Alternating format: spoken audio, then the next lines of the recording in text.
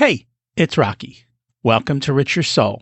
Today's guest is my friend, Matt Thieleman, who helps leaders create cultures of awesome.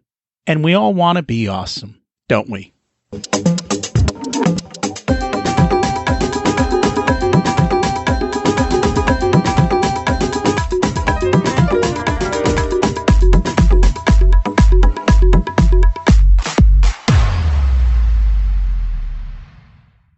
Imagine it's 12 months from now, and you've achieved your major life goals.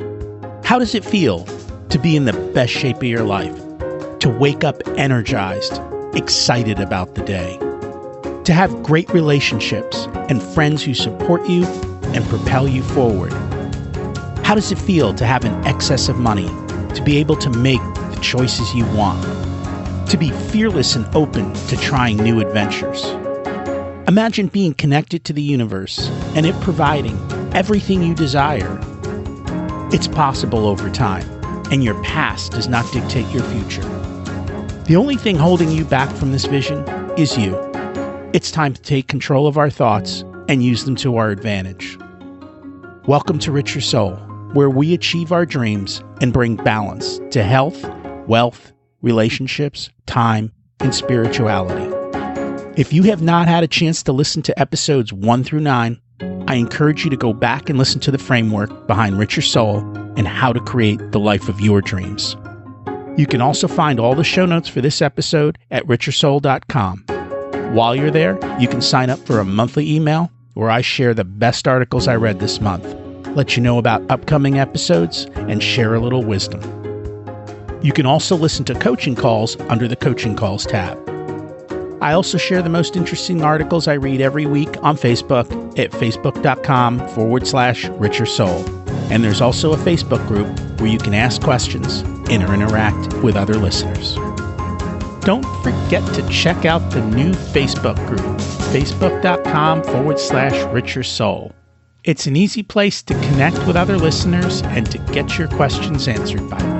Today's focus is on mindsets, and we'll talk a lot about them with Matt, who's going to share some interesting insights and also let us know how to change them. We hear a lot about our addiction to our phones. It's a major growing problem, and our guest is going to share his early work and how the deck is stacked against you with this. We really need to make sure that we're aware of what we're doing. Our mindsets and the lenses we use to see the world can dramatically shift and influence how our day goes. Imagine you're driving to work and someone cuts you off. How do you react? Anger? Mad? Who does he think he is? Does the car he's driving also change the reaction? Now, imagine you hear that he's rushing to the hospital because his child is dying and he wants one last moment with him. Does that change your reaction to being cut off? How do we come up with the reactions we have to life? Does the anger of being cut off then get multiplied if something else angers you on your way to the office? Do those 2 episodes change the way you walk into work and greet other people there? A simple chain reaction of irrelevant events, and we can put ourselves in a bad place. Or we can change the story behind what we thought happened, and we can be thankful our kids are safe and life is amazing. Let's dig more into this with our guest. Matt Thieleman founded Golden Bristle in 2015 to help leaders and teams unleash their awesome on the world. He uses mindfulness tools, Jedi mind tricks, and other methods to help his clients do their best work and live their best lives. Sometimes he's a speaker, sometimes he's a consultant, sometimes he's a coach. For Matt, it's always interesting and a pretty fun job. Let's meet him. Welcome to Richer Soul, Matt. It's great to have you join us today. Hey, Rocky. Thanks for having me on. Always an honor. So we like to start at the beginning. What was it like when you were growing up, and how much did your family and school teach you about money? Yeah, this is such a cool question. I don't think I've thought about very much. So growing up, I was in, we could call sort of lower middle class in a suburb just outside Detroit. We did well. My parents always made sure that I had enough, in fact, probably more than I needed. I played sports, and so I always had everything I needed. And then I found out later that some of it was because they had debt that I didn't really know about, sort of adding things into credit cards and such. then made me afraid to do that once I found out about it as an adult. And so the lessons I learned about money sort of came as things not to do. And I've taken those with me. Now, as I'm an adult, how to use them to work on finding ways to understand that I can make as much money as I want to. That's a very cool thing for me now to play with as I continue to get older. That is very cool. So what do you mean by that? Yeah. So like I said, growing up middle class, my parents say made around six figures at the most when I was growing up combined. That was sort of the ceiling I placed on what I thought someone could make without becoming, rich and stuffy. I had all these sort of ideas of what it meant to be rich, not any of them any great, right? And some of my perspective of myself was, oh, that's not who I am. What that meant was, as I got into my career, I found ways in which I was stopping myself from really growing into my potential. I remember when I first made around $60,000 or $65,000 a year, which was around the most when my parents made in a year. I kind of went, well, what now? Right? Like I've already now in my mid-20s made what my parents make. What do I even shoot for next? And so for me now, that means understanding that a whole lot is possible for me. And that really money is just kind of a thing that we place some value on. And so really, as an entrepreneur, the opportunity for me is to dream about the ways that I can make a huge impact. And with that, understand that what I'm making has a ton of value and can have a lot of money attached to it. That's interesting because that is a money script. There are a lot of people who walk around with that money script of being rich is not good. That does exactly kind of what you experience, is to prevent people from being the best that they can be, because there's a little bit of fear and a little bit of mindset and attitude behind what it means to make money and what they think you have to do to make money versus the reality of what it truly is. Yeah, the irony is at the same time, there's a script that's like, oh, I always want more, right? If you grow up a little bit poor, I grew up when my mom was a single mother, poor. And I remember I got cereal for Christmas one year. I also carried that script of like, there's never enough. And so what's really fascinating about, the psychology of this is both there's this aspect of I never have enough. I need to keep making more money. And then on the flip side is, but don't make too much, because that's not good either. Now that am aware of this, see so many people around who are conflicted just like this and who insist on holding themselves at the exact same place throughout their life, which isn't really a fun place to be, I have found. No, it's not. And I forget who talked about this, but there was an author who talked about the fact that our money situations are kind of like a thermostat, and everyone has their own temperature. When you're at that temperature, everything's kind of okay. If it goes up beyond that, you start to get too hot and then you need to bring it down. Or if you go below that, then that's when you're upset and you're not happy and you need to kind of bring it up. And you tend to stay in whatever that temperature range is that is the setting for you. And as you've talked about, those settings are created when we're kids. And it's amazing to think, a setting that we set at 10 years old when we don't even know what money is and what it means. And here we are in adult life stuck with that. When we can break that down and remove that whole thermostat mentality and have the freedom to go up and down, then it's pretty cool. Yeah, I love the metaphor of that and the symbolism there. And so, yeah, my goal now is, I like this idea also you introduced of just like getting rid of the thermostat. And in fact, one of the driving forces for me in becoming an entrepreneur was knowing that there's a statistic that shows that the children of entrepreneurs are much more likely to start a business themselves. That was something that was really important for me to gift to the kids that I end up having one day, is this idea of possibility that, like I grew up with the idea that I was going to college and then getting a job, and which was absolutely great. It worked. And also the older I've gotten, the more I've seen that that's a possibility, and starting your own business is a possibility. And there's so many other things that were available to you. And so my goal is to help give my kids, if I can, the best scripts possible, to understand you can create any future that you would like, to show them what they can imagine so much bigger than I knew about when I was 10, 11, 12, even 20.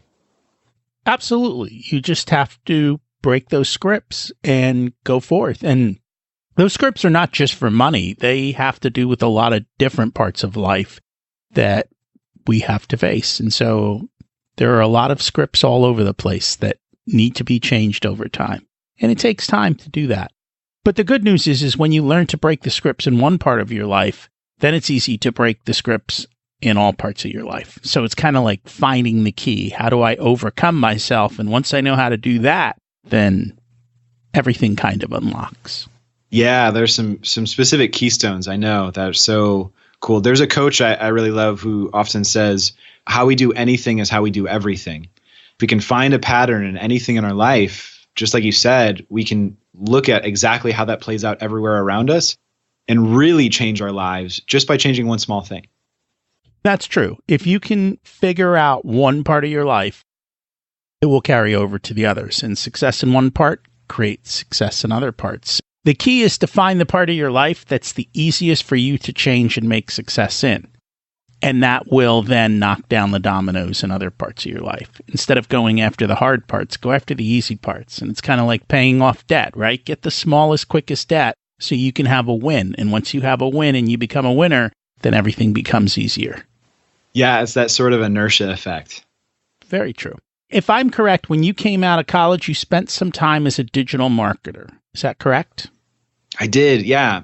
So I graduated right around the time of the financial crisis, which was also the time that social media just became a thing, I'll say, and was lucky enough to find a job as a marketer taking advantage of this new social space. And I found out with my background in psychology and in the social sciences, I sort of had an understanding of how people work. And I loved the idea of this new type of networking or marketing opportunity to talk to people like humans. And so that was where I spent a good portion of the first years out of college, was really exploring this digital space in and around social media and content, and how we could talk to people for the first time as brands in a person-to-person way. It was very cool. And that has made a dramatic shift in the way we are advertised to. And I know, and I think you even mentioned that, is we probably get in excess of 10,000 ads a day flashed at us, and we don't even realize it. And the people who are doing that are hiring psychologists, and they're hiring people who understand how the mind works because they want to hook us. What was your experience kind of in the industry, and do you know how they do this? Yeah, well, there are all sorts of tricks. You know, the thing that ended up driving me sort of away from digital marketing was I had this realization, right? I'm the one here creating this content, creating ads to get you to spend more time on your device, to get you to click on whatever it is I create, to go to my client's website. I started to have an uneasy feeling about it because I knew all the tricks that were being used, and I knew they were being used on me, and I still fell for them. And so I thought, man, if I have all the knowledge here and I still fall for it, then what about everyone else? The experience I had was I just found myself at, say, dinner with friends, and people would be on their devices, and I'd stop and say, like, what the heck? Let's spend some time face to face actually talking to each other. And then I realized I was the one making the ads that they were looking at, right? Like, my job was measured by them actually being on their devices, which is the thing I wanted them to not be on. And so that really gave me pause. You know what? It's funny because as you look at, people are like, oh, rich people are evil. Actually, the evil people are the ones who are hooking your mind and preventing you from living your life.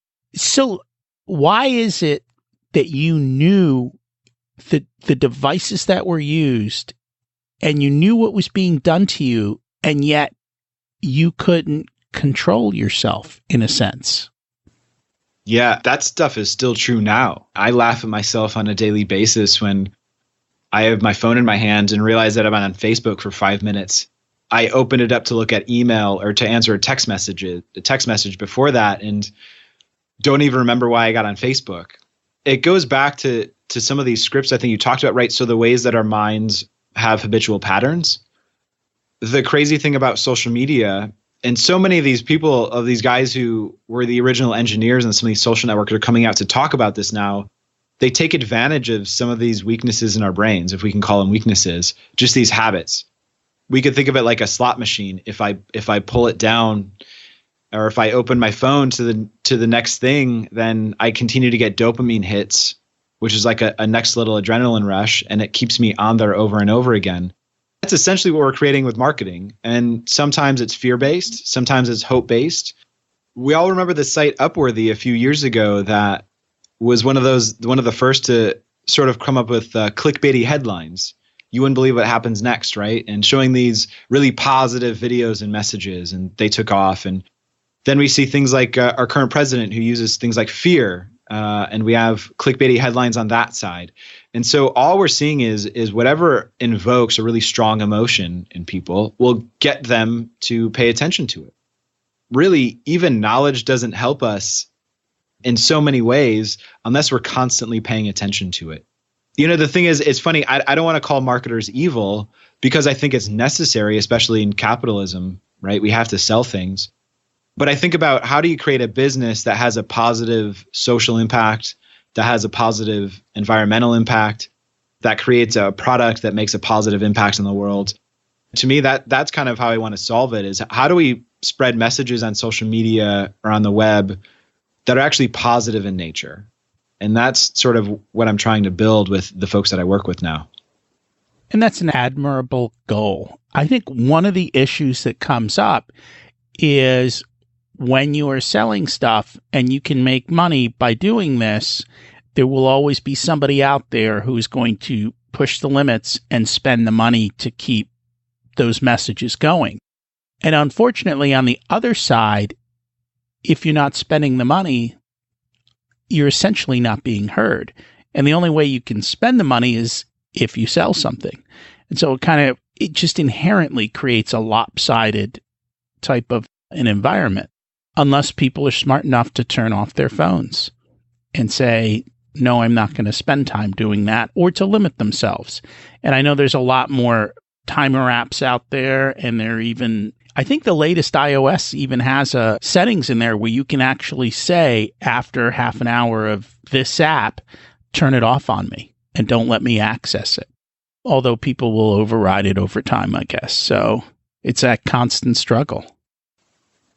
It is. When we think about something like mindfulness, and folks often call it taming the monkey mind, that's really what we're playing with, is working with some of these really ancient aspects of our brain that have shiny object syndrome and starting to learn to provide some executive control over them. To your point, we have to be vigilant on a moment-to-moment basis to pay attention to, you know, what am I paying attention to right now?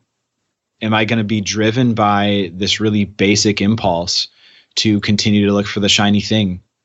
Yeah, I love this example you gave of Apple, you know, with the measuring your apps. I knew the new Google Pixel 3 phone, you can set it to a certain time in the evening, will change the phone background from color to black and white to really dull that experience.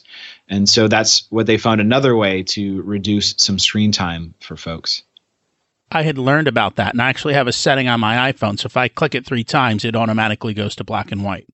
And when it goes to black and white, all of those alerts are no longer bright. They just kind of blend. And because they're no longer bright, my monkey mind just ignores them. They're no longer something pulling at me and demanding my attention. There are ways to use technology and find a way to overcome those types of things that they're working on to kind of hook you in. And I've heard from, like, in the startup world, literally these companies are measured on how long they can keep you engaged in their app. And so they're spending ungodly amounts of money on psychologists and people who understand human science to literally keep you hooked. And unfortunately, I mean, it's a money game, and it is what it is. And they're not doing it for evil. They're doing it to sell their product. Yeah, absolutely. And especially the day that Facebook and Twitter went public, And they started answering even more to shareholders, which means they needed to make increased profits on a quarterly basis. It means that they're going to find more and more insidious or just, kind of subtle ways for us to stay on their apps. Anytime there's venture money in there, anytime there's an opportunity to make a dollar, we have to know what is actually happening. So for so many years, we would joke like on Facebook, that platform is not their product. We are their product, right? So any user on there, immediately when they start gaining data on this, that's their actual product. That's what makes them money. It's not this platform that they make. And so that's really important to keep in mind is what are you actually being sold and what are you actually buying when you're on anything?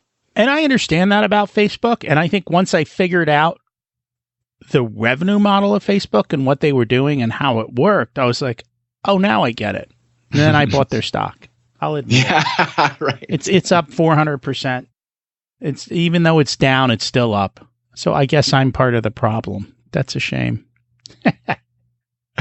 So what have you noticed with happiness levels if people are getting more and more tied to technology?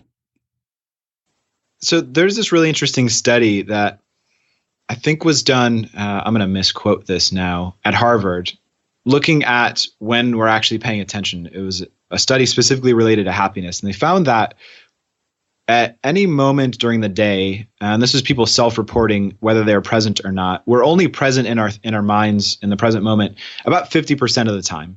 So about half the day we spend time, I would say, time traveling, either in the future or the past, rehashing things that happened or haven't happened yet.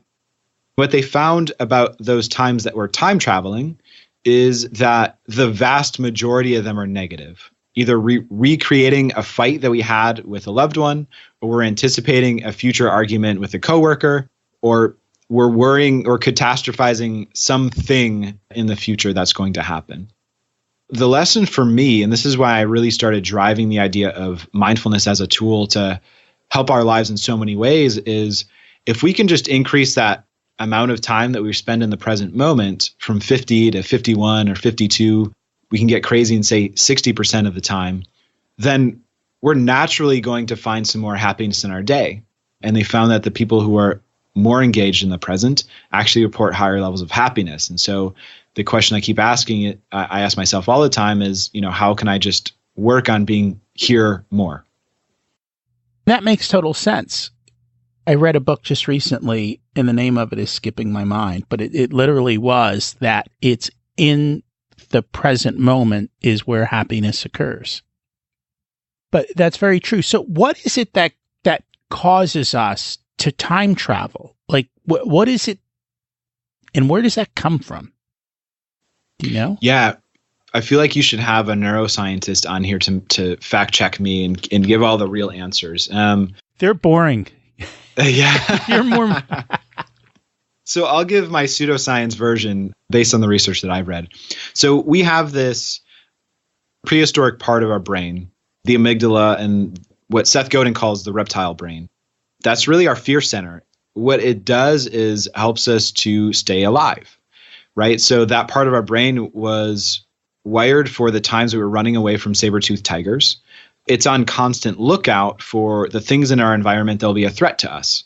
What that also means is when we combine that with our kind of newer brains that can do things like visualize, when they act together in that way and it's a reptile brain is taken over, what it does is visualizes all the ways that we could potentially die to make sure that we don't. And very likely, this combination has kept us alive for the last couple of thousand years, right? It's been really helpful in saying, if I jump down that cliff, I can imagine what's going to happen. Fortunately and unfortunately, right now, we're no longer running from saber-toothed tigers. And for most of us in the developed world, the biggest fear we have is that, something around losing our job and running out of money. And so instead, we create things to be afraid of. And that takes the form of these red tickers that are scrolling across CNN or whatever it is to gain our attention and once again, to show us the worst possible future. I often find it to be a very natural thing. The second part about this is we have something called the default mode network. That's kind of like a process that runs either in the background or starts running in the foreground when we're not paying attention to anything. And so most of us, when we sit down and we have we're not looking at our phones in that really small time. We start to think about all the things in our to-do list.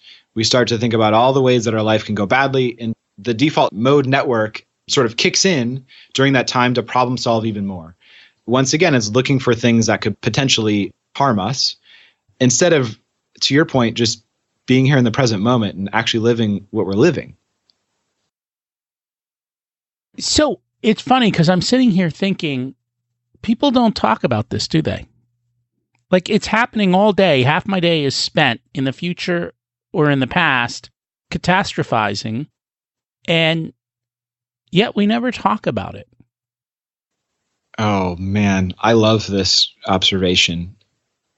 What comes up for me immediately is this idea that, people say don't talk about religion or politics in mixed company or with family or whatever you want to, however you want to finish that sentence. And I think we could add in there, don't talk about feelings or don't talk about fears, especially in our culture, right? Because it's like a sign of weakness if we talk about the things that we're afraid of, or if we admit that we are not very strong or that we question ourselves. And so I think in so many ways we're brought up not to talk about where our mind is most of the time because it's scary things. And that makes a lot of sense. I've been working a lot on meditation and mindfulness over the past couple of years, and it's a slow process. And now I'm kind of stepping out and watching. And so when those thoughts come through, they will sometimes run. And then all of a sudden in the middle, I'm like, oh, there it goes again. I see what's going on in my mind. And then I learn to, at that point, either kind of dance with it a little and let go of it, or just say, you know what, this is stupid. It's time to move on to something else. And it's a difficult process. I think it takes time to be able to train ourselves to stop the craziness that goes on in there. It's been an enlightening experience, I will say that. Absolutely. It takes time and it takes courage because, like I said, a lot of these thoughts are hard or difficult or negative, and our tendency as humans is to try to avoid things that we don't like to look at. And so even something like a meditation practice, just practicing sitting with our thoughts and feelings and learning to be okay with them takes courage and it takes time. And that's one really amazing way to start to manage this stuff. Another way is, I think about the work of Brené Brown, is to just start talking about them and learning to be comfortable sharing them with others. Because at the end of the day, a lot of these fears or emotions we have are shame-based. I shouldn't feel this way or be afraid of this. And so I'm afraid to either say it or look at it. And so she likes to say that shame thrives in the dark. And so if we can bring light to any of it, whether it's with our mind, like you said, observing and shining a spotlight, or having the courage to bring it up in conversation, it can fundamentally change our lives. So have you brought this up in conversation with people? Yeah. For the last few years, really my own practice and work has been to, what I say, create adult relationships, which is to share what's there. In my current romantic relationship, we have this practice of all of the time sharing the fears that we have. And then practicing at the same time, holding the other person in that and honoring whatever feeling they're feeling. My coach has me working on changing the way that I form language when I am experiencing an emotion. So I lived most of my life sort of in the intellectual space. I'm a really fast problem solver. And so when I am confronted with something that's hard, I am really quick to try to come up with a solution to it. Hey, have you thought about this? Or did you do this? Or to blame others. Hey, you're doing this to me right now. And instead, the practice that I've been working on is to lead with the emotion that I'm feeling. So I'm in a situation and someone says something and I feel uncomfortable, to say to them, hey, I feel sad about whatever you brought up right now, or I feel uncertain because of this right now. And for me, that's been difficult because it feels really vulnerable, because it's the opposite way of communicating. And what kind of responses have you received? The funny thing is, it actually creates much more human and emotional and accepting responses. it's exactly the opposite of what our crazy reptile brains says we will get. Because my fundamental belief is at the end of the day, we want to treat each other well. We totally understand each other, and all we want is to be loved. And so our natural instinct, if we are presented with someone who is vulnerable like that, is to be able to, or is to work toward kind of connecting with them. I think that's how we naturally are. And that's what I've started to find. It hasn't necessarily made it easier because I have so many years of these old ways to break through, but it does give me encouragement. It's like everything. It's a process. It takes time. And I always talk about leaping with a parachute, which is taking those steps that are a little scary, but that aren't going to ruin your entire life. So sharing something or a feeling may feel awkward and it may fall flat, but it isn't going to make you be thrown on the street and lose your house and all your money and everything else. So small risks can lead to better outcomes, and it's learning to get comfortable with that. And I will acknowledge it is absolutely not easy. Yeah, I love that. So the funny thing is our resistance, our reptile brain is going to tell us, no, if we do share our feeling, they're going to kick us out and we are going to die. And so this practice of being mindful, and as you kind of pointed to, starting to see these scripts as they arise, helps us to know that they're really they're fake. That doesn't exist. And so it's a combination, I think, of practicing doing the hard thing. So in this case, leading with our feelings. And it definitely is practice, because not everyone is going to give the response that we want. And so the practice is also receiving that response and understanding we're not going to die. And then also being aware of the thoughts that go on as we're doing it, the thoughts that tell us not to do it.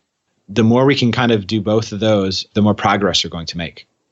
That's very true. Now, you did something a little crazy, and let's chat about it. You decided that you wanted to start a business and it was going to be centered around meditation, but you had never meditated before. And you kind of went out and did this. So I guess my first question is, not having meditated, what was it that made you say, this is going to be the core of my business? Yeah. And in fact, I didn't tell anyone except for a few people about the fact that I had never meditated until a couple of months ago when I admitted it in my TED Talk. It was something that I had shame around for a number of years. So talking about kind of holding onto that and then releasing it to the world, that was a practice of mine. So to your question, there were two things that happened around simultaneously. So I already talked about, as a digital marketer, I started to see, I didn't love that I was working, it seemed, for helping people to use their devices in what I started to see was an unhealthy way. I also found that the culture of most of our workplaces is completely broken. I was asked as a marketer to try to write blog posts or do some messaging on a website to fix a broken culture, a broken product, broken leadership for my clients. And in some cases for the actual companies I worked for. And I just knew every single day, like this, something has to change. So this, once again, it was before I knew anything or had actually tried meditation. I had been a huge fan of the Ninja Turtles growing up. And so I pretended to meditate when I watched them. But there were two things. The kind of tipping point for me was in December of 2014. I read about two trends that were starting to take note. One was digital detox vacations that people were taking. So 7 to 10 days, you leave your phone at home and you come and you just unplug. And I thought that was really cool. And the second thing, I had heard about drop-in meditation that was happening in New York City by invitation only, and mostly targeted to millennials at startups on Wall Street. So the very people who were most susceptible to overwork, being in bad cultures, having a toxic relationship with their device, and the impact that this meditation had made on their lives really blew me away.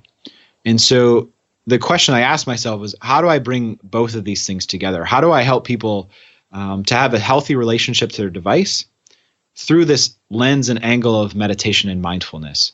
And right then, I knew that I was onto something, even if it was really scary. And what have you found? Well, first of all, it's changed my life completely.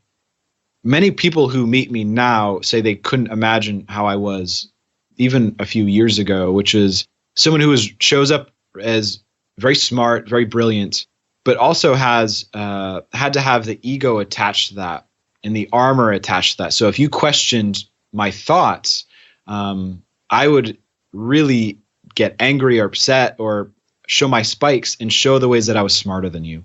I had to be right often, if not all the time. And this practice has helped me to see that was creating a life of suffering for myself, this worry that I was never enough, this worry that I was always going to fall down. And it was creating a life of suffering for the people around me, right? People who are also trying to do their best and answer in the best way they could. And I was attacking them so much of the time. So that has helped me personally in a really profound way. What I have found in the people I work with, the people I talk to, is that most everyone is intrigued about this. Most everyone goes, oh yeah, that sounds cool. And then we see two reactions. I see someone who says, yeah, I should do that, or I'll never be able to do that, which means they're not in the headspace right now to start doing this sort of work. Or someone who says, tell me more about this, and they want to start practicing. And that's really fun to see, is people who are willing to start taking a couple of minutes out of their day or just shift a little bit the way they think to really change their lives.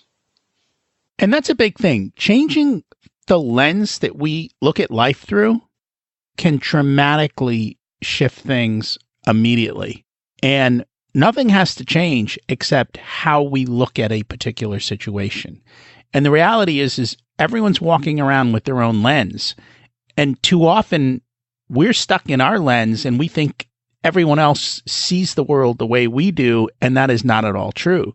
Everyone's looking at the same exact situation through their lens and filtering it quite differently. And that's why you'll even see two kids who grow up in the same household be totally opposite, because they each had their own lens of the experiences of growing up in that same household. It's cool when you can help people shift the lens that they're looking at the world through. Yeah, I love that. And really, the start of this work is just what you've been doing, is just starting to become aware of the lenses that we wear. If we start there and we can at least be aware of it and see it more regularly, then so much is possible for us, because then we can start to choose which lenses we want to have going forward.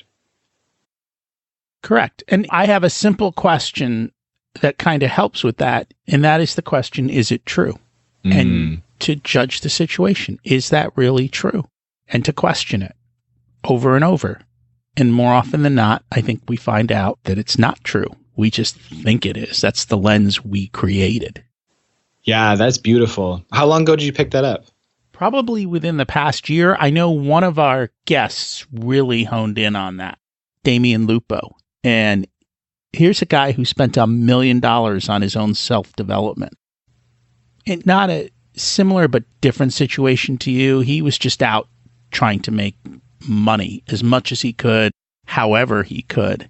And when you do that and you just chase money, you end up in a horrible life. And all of his stuff crashed down.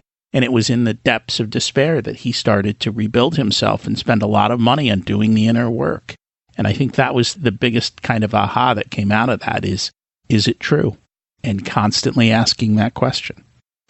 That's really beautiful. And it's so often the case, I found, is there has to be, for so many of us, a moment, and hopefully it's not terribly catastrophic, that really is a catalyst for us to start making change, right? We hope it's a really positive thing, but often it's not. And it's funny because I've had a lot of guests who've had those life and death situations. And even the ones who have life and death situations, it's usually, yeah, I had the life and death situation. Then I realized my life wasn't what I wanted to be. Then it took me 3 years to figure out how to fix it. So it wasn't like life and death and all of a sudden things switched. And that's what I tell listeners is, look, you don't have to have the life and death situation. You can just decide today we're going to make a change and we're going to try something different. And you start working on it. And just like them, it's going to take a couple of years to bring that about. Yeah. And then when you look back 3 years from now, you won't believe where you are now compared to then. I know that because that's happened to me. And that's true. And there's that saying, we overestimate what we can do in a day and we underestimate what we can do in years. And a lot of people use that 3-year mark because you can make great change in 3 years. You just have to keep showing up and keep doing the work. And I think that's the struggle is a lot of people don't keep showing up and don't keep doing the work. And I think part of that is, and I know you talk about this, is what's your purpose? What's your why? And knowing that why and then tying what you're doing to that why helps to ensure that we keep showing up and doing it. I don't know if you have insights on that as well. Yeah, I can say, so I borrowed the phrase from Simon Sinek, which is well known by now, because I think it's the simplest way to think about this concept. The fundamental idea for me is that we are more likely to stay committed to something, to do our best work, to keep showing up if we have a larger driving purpose for our actions, right? So many of us want to create behavior change, and we don't have a compelling reason attached to it. And so that stops us, I think, from doing, making our best change. I also think that each one of us is put on this planet in this lifetime to serve some sort of purpose, whether it's to learn a lesson or to create an impact.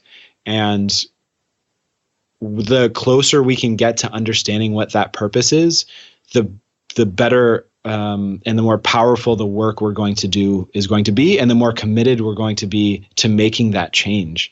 It's just, man, when we look at the really, really successful people, and I don't think about just money success, but making an impact, all of them have a really compelling why or purpose, and they're really attached to it. It just works. And so here's the struggle, because I think some people think they have to change the whole world, and that has to be their why. What have you found? Does it need to be this big grandiose thing, or can we have a smaller why? That's such a good question. For me, what I have found in helping folks to articulate their why, and my own, is that the language of the why itself might sound grandiose, but then we can start getting into how and what we do, and those can be a smaller impact. And so if I consider the why of Golden Bristle, the company I founded, as to helping leaders and teams unleash their awesome on the world, now I can think of, that means I need to reach 20,000, 1 million people. I need to work with the biggest companies. Or it could mean, I have 5 or 10 really, really amazing clients, and I really work at a deep level to help them be the best that they can be. And so, we can apply it to wherever we want, whatever level we want. For someone, they can say they want to help people unleash their awesome on the world, and that means a teacher showing up to be their best every single day in the classroom. I think for each one of us, it's going to be really unique. And that's true. It is unique because it's your why. You can't steal someone else's, because that doesn't work. Yeah. And I think that's a struggle we all do. Many of us are living someone else's why. It could be a parent, it could be a teacher, it could be so many things that kind of created what your vision should be. And you didn't actually stop to think, is this mine? Or did I actually pick this? Or was I put on a track and somehow I ended up here?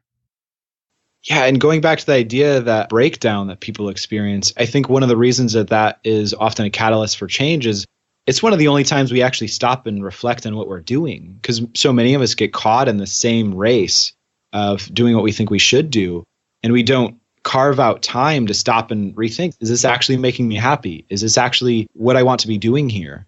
And the other thing is, I want to clarify, when we go through this process of finding your purpose, it's often really story-based. It's asking people, when did you do something that made you feel most alive, or something like that? Or asking people around them, who shows up, or what do you experience when I'm around you? That helps people to find the change that they make naturally without even trying. This isn't an idea of something where you sit down for 2 hours in meditative mode and suddenly your purpose pops into your head. It's often really action-based, but then there's a reflective component too. That is very true. And it takes time. It's not something that you're going to figure out this afternoon. For a lot of people, it may take months or years to get it right. And what may be important today may be totally different 10 years from now. And it's being able to shift and realize that as well. So, question, you work with a lot of leaders. What makes a great leader? That's such a good question. I want to kind of go back to what I think the purpose of leadership is. And for me, that is driving people. This could be myself or a team of people around me toward a particular goal. And that could be accomplishing something, or in the case of, say, political leadership, it's helping to drive people toward a particular opinion. Or it could be getting them to go to a physical location. So when we think about that, what I have found in studying great leaders over time is that really what makes a successful leader, at least throughout time, is pretty contextual. We can think about the great military leaders of the past who were often really tough, right? We think about them being violent leaders, and that was successful for them. So what makes a really successful leader today, and I think going forward, the first thing that I think about is the ability to connect with others, especially as technology starts to have an even bigger impact on our lives. As you know, you talk about 10,000 messages hitting our eyeballs every single day, our phones getting bigger or smaller or implanted somewhere very soon, things like AI and automation fundamentally changing the way we work. A leader, if they're going to move people in a direction, have to be able to connect with people. They have to be able to get them on their side. And so that to me is the foundation of it. And I might be biased as a social scientist, but that's what I see. And then from there, we can think about particular ways to best connect with people. And so this is why I love mindfulness so much, right? I think it's so important there. So let's talk about that. I think a lot of people may be confused by what does it mean to be mindful? Yeah. So I like to think about it in a very simple way. It's being aware of what's going on right now in this moment. I like to direct folks to three particular places: in our minds. So what thoughts are going on right now? In our bodies, what am I feeling? And this could be emotional or physical. And then what's going on around me? Am I actually aware of the environment? That's the first part, is starting to notice, is my mind here? And this is as opposed to what we talked about as time traveling. Am I caught in a story, or am I actually here? And then the second part is the trickier part. And that's learning to accept things as they are. Because the reality is, what we could say, is this true? What is true right now is that I can't change anything about this present moment as it is. I can change something in the future by altering my actions or my thoughts. But right now, whatever is happening is exactly what was going to happen because it's happening. So mindfulness to me is learning to achieve that space, that way of being, more often in our lives. And the last thing I want to add here is, I think often the perception is that mindfulness is a state of something that we work to achieve that's sort of off in the distance and lofty. I like to think about it as an opposite way. It's not something that we have to do to get to, but rather something where we mostly have to undo or stop doing all kinds of things that pull us out of the present moment. And in fact, our normal way of being, if we see a baby, they're fully mindful and in the present moment. They're always there. So it's more of undoing all of these layers that we've added over time to get back to what we really are. And so what are some practices that we can actually do and utilize to do that? Is it something we do as we drift? Is it something we set intentionally up front? How do we go about doing this? It's a both and. The answer is also, just as our purpose is going to be unique, it's going to be unique for each one of us, sort of having that first quick win that you talked about to get us down the right path. So for some people who prefer a set practice, that might mean setting aside as little as a minute a couple of times a day to put things down, to close our eyes, and to start paying attention to our breath. In meditation, very often, the breath is the area of focus or awareness because we're always breathing and because it's so connected to our body. We trust and know that it's always there. And so it's a really easy anchor for us, something to hold us to the present moment. So for some folks, it might be setting up that practice. For others, for folks in the workplace, what I might offer is to add something like that in an event that you're going to do on a regular basis. So that might mean just pick one meeting every single day. And before you walk into the meeting room, stop, collect yourself, take 2 or 3 breaths, and just ask yourself, am I present or am I not? From there, very likely you'll get present and then walk into your meeting. Another practice might be just to start becoming aware of when the notifications on your computer or on your phone pull you out of the work that you're doing every day. Just become aware of that. Don't change anything, but start to notice. And these really small changes can start to add up, and we just become more aware of what we're doing. There's a practice that I learned from Brendan Bouchard.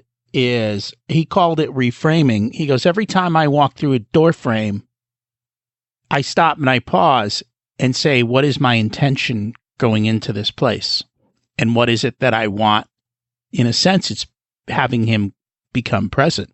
So as he walks into the front door of his house or into the front door of his office or wherever he's going through, if he's going to meet a client, as he goes through the door, he sets his intention. And essentially becoming present and figuring out what is it that I want from this moment and focusing on that. Unlike what most of us do, which is kind of drift off into another place and time. Yeah, absolutely. You've told me about that before, and I think you and I talked about you working on that as you arrived home and coming out of your car, right? So that was a place for you that could be a good reference point. Yes, because usually I'm in a rush to get to the next place. And so I've been working on it slowly. Yeah, of course. It doesn't always happen. As a matter of fact, it probably doesn't happen the majority of the time, but the sticker is still there on the dashboard to remind me. And so it is there. And more, it's becoming the situation. And it just takes the time to do that. And that's so important. And I love that, your perspective here. And what's so important to bring up is one aspect of being mindful. In fact, a win we can always give ourselves is noticing, if we're in meditation practice, noticing the times that our mind has wandered and understanding that noticing that is mindfulness. So we can give ourselves a win for all the times our mind wanders whenever we catch it. And oftentimes we're so quick to punish ourselves saying, oh, I wasn't perfect at that. We don't have to choose that because we can actually find victories in all of these small things. So even you noticing, oh, I'm out of the car now and I didn't do my practice is an opportunity for you to then do it and be mindful about it. That's very true.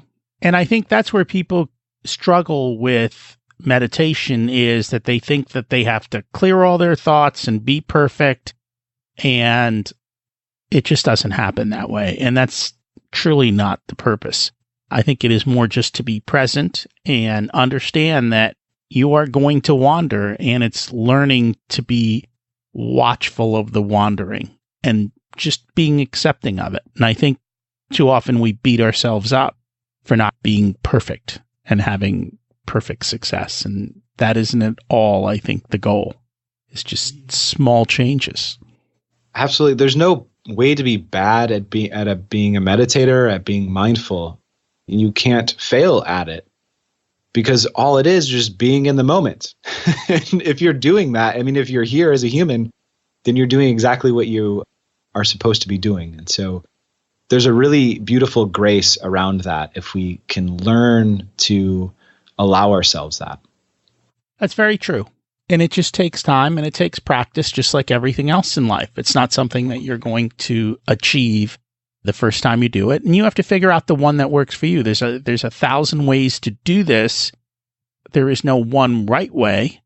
There's just the way that works for you. And you might have to go through 1,000 different ways to figure out the one that works for you. And I think that's what happens. A lot of people try 2 or 3 different types of meditation. They go, that didn't work. that's not going to work anymore. And that's not true. It's finding the practice in the way that works best for you. And it might be totally different than somebody else. And that's okay. As we've always talked about, you've got to figure out your path and your unique lens and how you're going to do things. Absolutely. And what works might change from day to day. And it does. I know I use a lot of different practices. And so it's more like, what do I feel like today and how much time do I have? They are all over the board and they're constantly changing. And I try new things and sometimes I remember old things and I go back to them. And I don't have a hard and set routine. And that's true of most of my life. I don't like hard set routines. I try all different kinds of things as much as I can.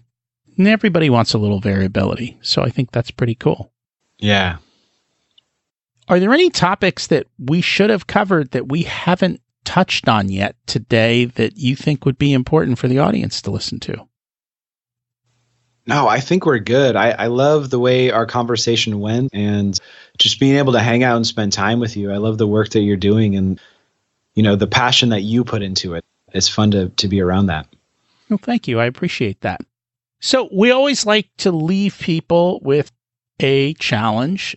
What is something that the audience can do this week that can bring about change in their life? So I'm going to pick one of those mindfulness opportunities that I just mentioned, and that is related to our devices. So start paying attention to the notifications on your phone, the notifications on your computer. Anytime that you are pulled away from your work, from conversation, from the present moment otherwise, by one of these devices. And once again, this challenge does not require any sort of behavioral change aside from paying attention. And so just noticing that is a really important action.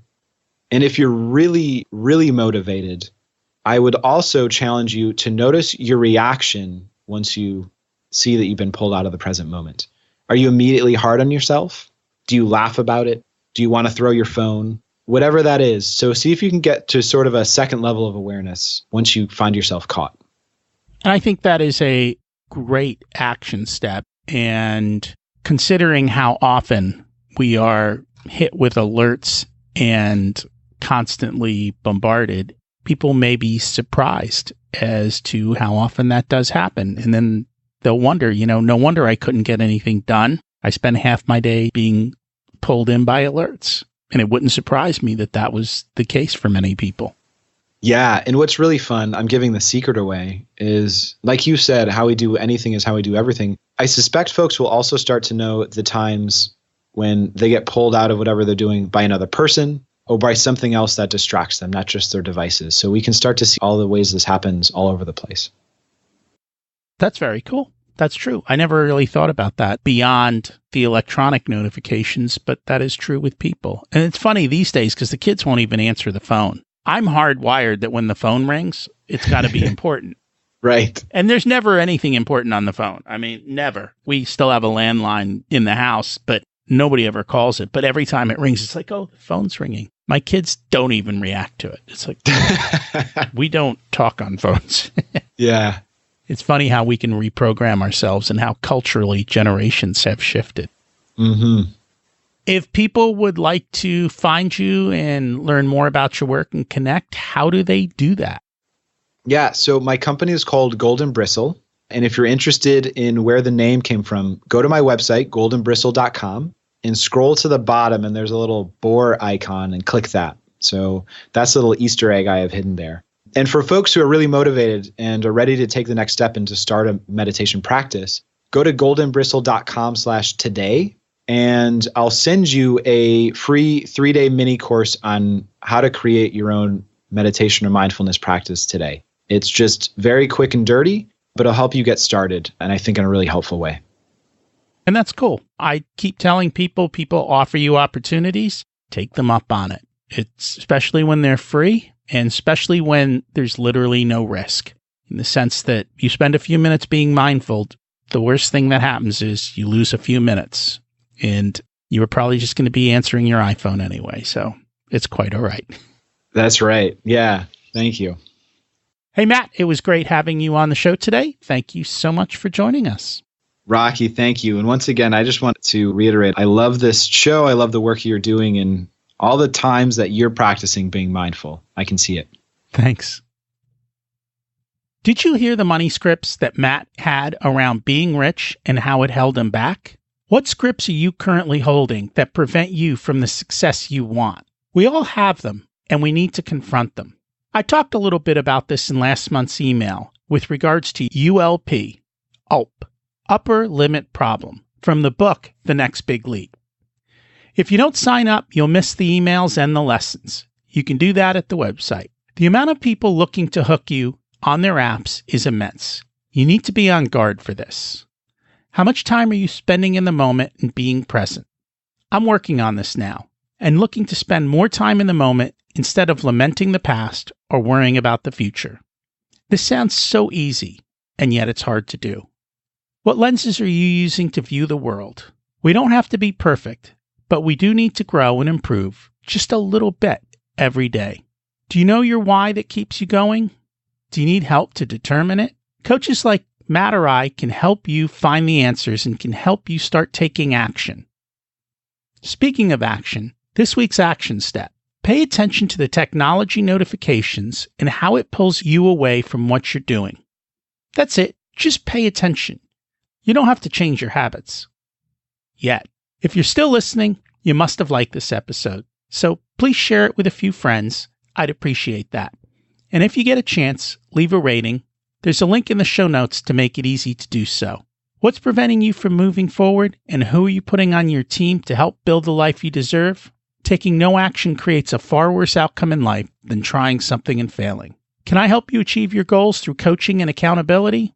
Just email me, and we can start with a short chat to see if we're a good fit for coaching. For many people, one session allows them to take a giant leap forward towards their dreams. You can reach me at rocky@richersoul.com. I'd love to hear how you're doing and how the information I've shared has helped you. Thanks for listening. Have an abundant week.